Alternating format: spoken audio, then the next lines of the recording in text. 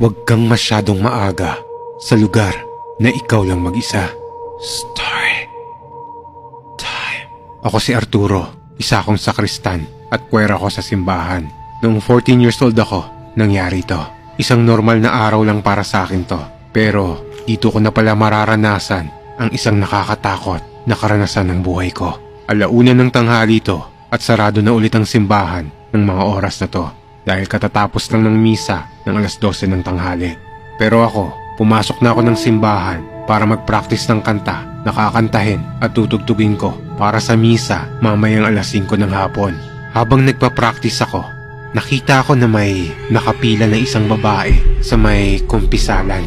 Nagtaka ako dahil ang kumpisal nagsisimula bago ang misa at hindi pagtapos ng misa. Kaya nag-ayos ako at nilapag ko yung mga hawak ko para lapitan yung babaeng yon para sabihin sa kanya na walang kumpisal ng ganitong oras.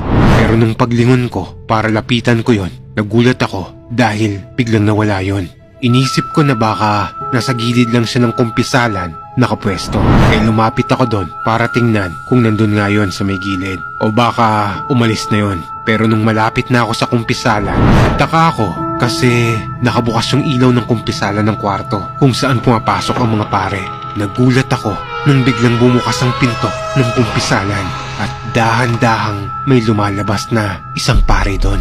Pero ang nakikita ko pa lang ng mga oras na to ay yung kasuotan ng pare na yon. Pero laking gulat ko nang paglabas nun, bumungad sa akin ang buong anyo nun. Wala yung ulo at nakalutang yon na animoy damit lang pero may mga kamay yon. Sa sobrang gulat at takot ko, kumaripas kagad ako ng takbo at dumiretso ako sa likod ng altar ng simbahan namin kung saan ako pumasok.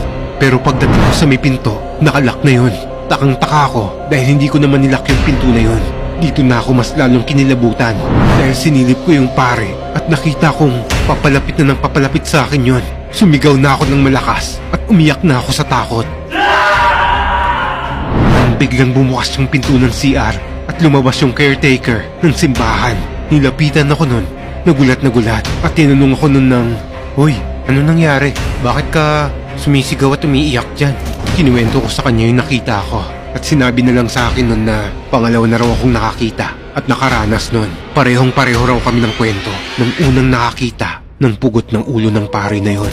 Sabi nila, yung pare raw na yon ay dating kura paroko sa simbahan at inatake raw yun sa puso habang nagmimisa. Simula nang maranasan ko yon, pumupunta na ako sa simbahan 30 minutes bago magsimula ang misa kung saan bukas na ang mga ilaw at pintong pasukan ng mga tao.